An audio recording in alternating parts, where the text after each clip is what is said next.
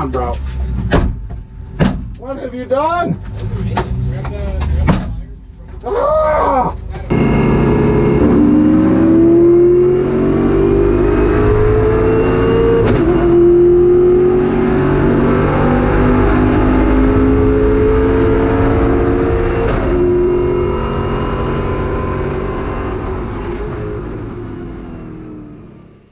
Ladies and gentlemen, welcome to Road America. We're racing in race number 1. We qualified second outside of Lucas McGrew.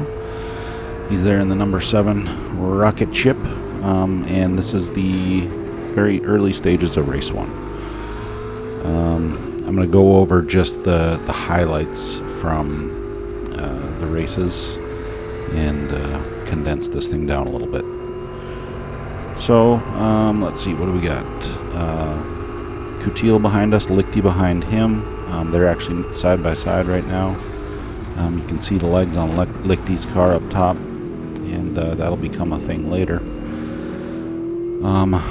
Luke has definitely been faster. He was faster in practice and qualifying, both, I believe, and I'm apparently still working up to pace a little bit. I was underdriving a few corners. Kind of embarrassed about it. You'll see here in just a second, but I certainly wasn't underdriving a few other corners, though.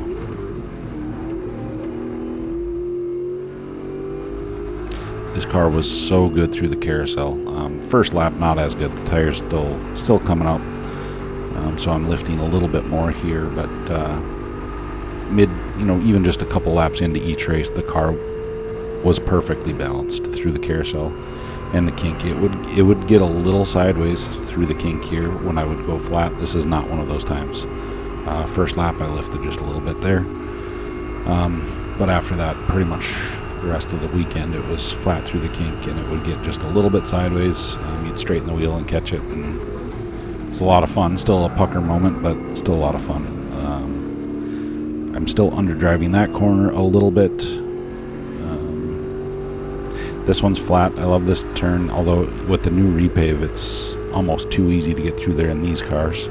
Here I brake a little early, and Coutil comes from about 4 cars back and plows into me. I think he was a little late and I was a little early. So luckily, no harm, no foul on that one. Just trying to keep up with Luke at this point. I'd like to stay in his draft, which right now we're definitely not in his draft. And he's definitely got a little pace advantage in the straight line. So we got to make that up somewhere.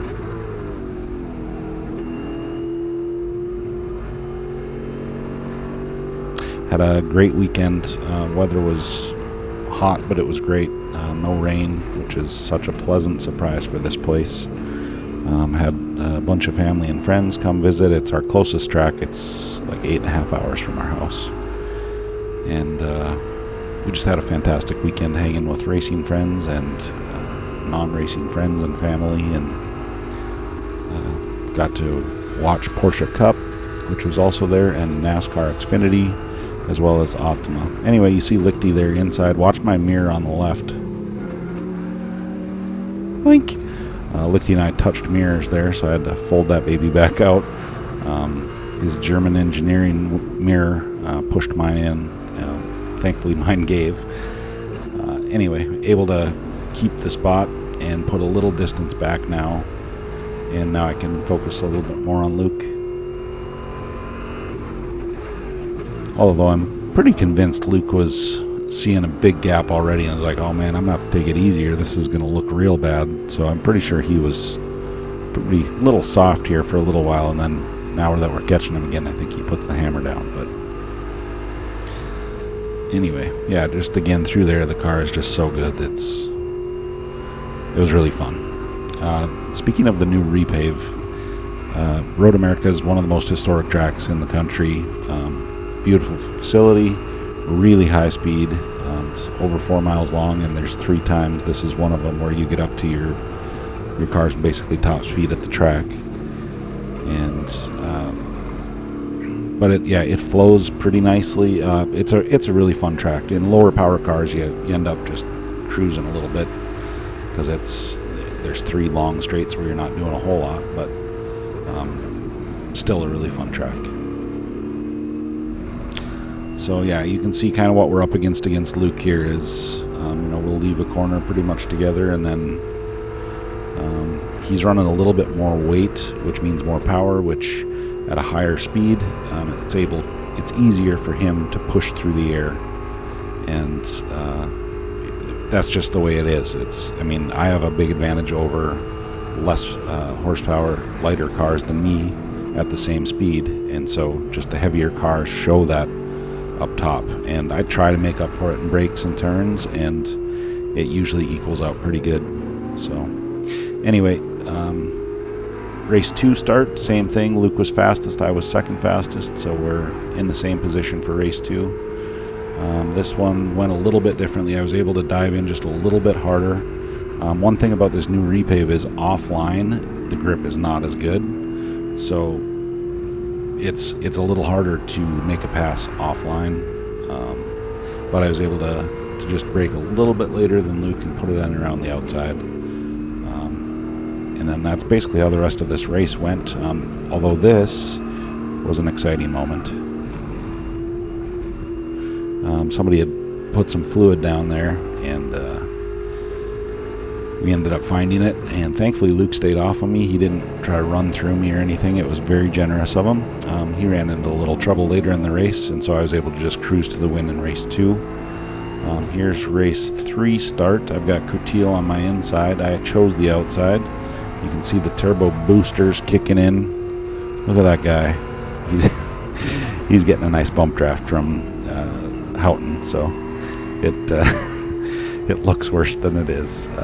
He and I accelerate almost identically until I'd say about 100 or 110, then I start to pull away, and that's just the power to weight thing is pretty similar. However, the weight and the aerodynamics at that higher speed is what makes the bigger difference. So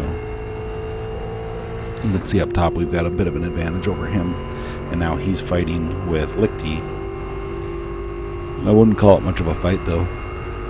Lichty's about to blow our doors off too, and we'll try and battle him around the outside, which we just did this 2 races ago, and so I'm trying to do the same thing, and he makes a really nice move, and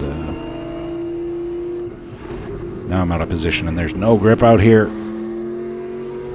and so right there it's basically already lost, and now I'm just gonna tuck in here and try and stay with him. And he's got those German wizards in there shifting for him. That's such an awesome car. Anyway, so we'll try to stick with him here for a little bit, but it's a losing battle. He is blowing my doors off in this race. We've got a little bit more rewards weight, and I'm always looking at what's best for the season, or in this case the weekend, which is eventually best for the season. So I know I didn't need to win this race, and it became a let's just save it for the next race thing. A few laps in here we ran into a weird safety car issue, or with a safety vehicle, and so the gap between me and third place ended up growing substantially because of that, and so I just chilled out. No reason to just run the tires off this car knowing I'm not going to be able to catch Lichty anyways. So we just chilled out and took our second place for this one.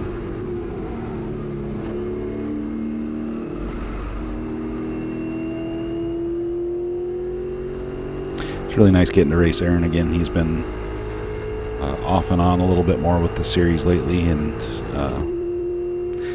but he's one of those guys I love racing. It's always respectful, but hard and fun, and so it's guys like him and a bunch of others that just make this so much fun. And then you chat about it in the paddock at later, and you do a little trash talking every once in a while, and it's, hanging out, and it's just so much fun. And I would also say this is incredibly challenging high-level racing. This isn't maybe what it looks like on stream sometimes, especially from a drone camera, where it looks like you're just barely cruising around a racetrack. It's everything I got every time I'm out there, and it's what makes it so fun is the group of guys and gals that are out here pushing as hard as they can. Anyway, into race 4, we've got pole. I'm sorry. Wait, where are we? This is race 4. That's Matan. Oh yeah, small invert. So Lichty's behind us. There was like a 3-car invert. And Houghton got a weird DQ. So he's not a factor in this one. But anyway, so I'm starting next to Matan, who's been really fast all weekend as well. I'm out in the crappy spot. There's no grip out there. And he's able to take off. We got Austin behind us, who we're able to get a pretty good gap on early in this race. He's fighting Lichty a bit for third. And really all I have to do is stay within a couple positions of Lichty on this to win the weekend. So that was the goal in this race, and I ended up being ahead of him for the whole race. So that was really the main goal. And then we're just going to try run and just go see if we can put some pressure on Matan. Awesome young man, 19 years old or whatever he is, 13 years, 78 months, something like that. That's an inside joke. So anyway, he's progressed so much, and he's gotten way more consistent, and now he's got the car to be able to run up there too. Some of these lighter cars don't have a chance at a place like this sometimes. Although Lichty was hoping to be able to run his Miata for more of the full season, and he said that thing was really getting fast. So some of these guys don't know how much effort we put into these things either. Some of the guys in the mid-pack that are complaining about how fast some of these cars are, they don't necessarily know the amount of work and effort that's gone into these front cars either. So hopefully they can see it. And the way this thing handled, I just watched a competitor's video last night at this track, and he was one of the handling standards, and we definitely had a better handling car at this race, and it's very apparent in the videos. And that's a testament to the companies I partner with. That's a testament to the Viking shocks we've got on the car, the After Dark Speed suspension components, the G-Speed spherical bushings. So many parts on this car that make it what it is, and we're so thankful for all those partners we've got, including Hawk, who has really helped in our braking department. We are known now as one of the best in the brake zones, and that is a fun feeling to know that we've got a car that can make up time in the brake zones, and that's invaluable for what we're out here doing. So especially when we don't have it in the straights, as you could just see Luke drive out of my life. So sorry, Matan in this case. And Matan's car wasn't quite as fast as Luke's in a straight, I don't think, but you can still see a little bit of advantage, although we do have a bit more rewards weight than he does at this point too. So but yeah, actually our accelerations were pretty close with Matan. We'll see on the back half of the track here is where we kind of gain our advantage a little bit more over Matan here in the handling section. So I was definitely a little deeper into the brakes than he was, and again, this car just handles so good that it's a joy to drive. But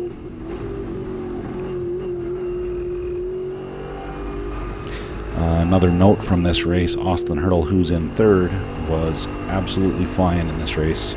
He was closing in on us, and about midway through the race I was right on Matan, and I was starting to think, man, we got to get moving because Austin is coming fast. And Austin put in some really good laps, and he's improved the handling on that thing tremendously since Gingerman. So kudos to him and his team. Also his dad, who's helped out a bunch of other racers this year. It's been really neat to get to meet some of these other guys and hang out with our friends that travel around the country doing this weird stuff with us. So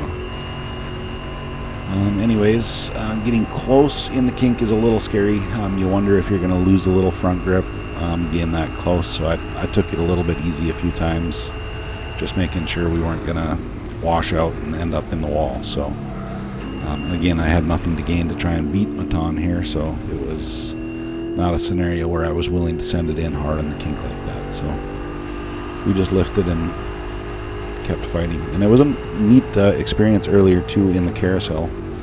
I could feel when I was tucked up underneath him, I could feel the front end lose its grip on the splitter there, and so it was pretty neat noticing the draft more and the effects of downforce.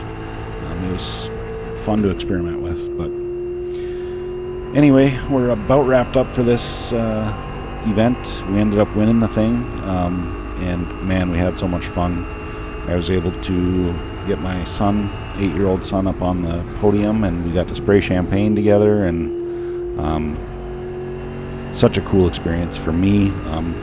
One day he'll look back and think, man, that was pretty neat. And again, with family and friends there, it was just a magical weekend basically. And after this we got to go watch NASCAR, and that was just a crash fest, and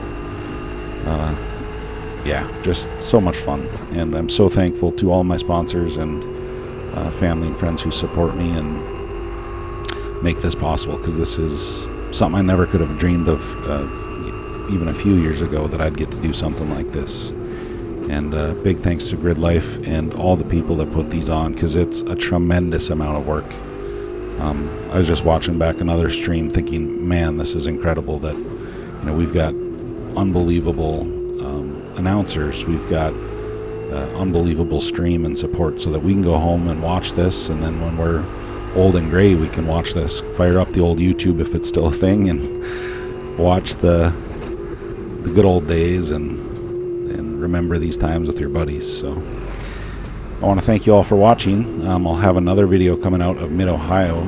Spoiler alert, did not go quite as well as this weekend, but we will lick our wounds and get back as soon as we can. So anyway, thank you all for watching. Oh, here we go. I think I got a little bit more on them. Oh, I lifted again. Anyway, thanks for watching. Subscribe, share, do that stuff. Love you all. Thanks.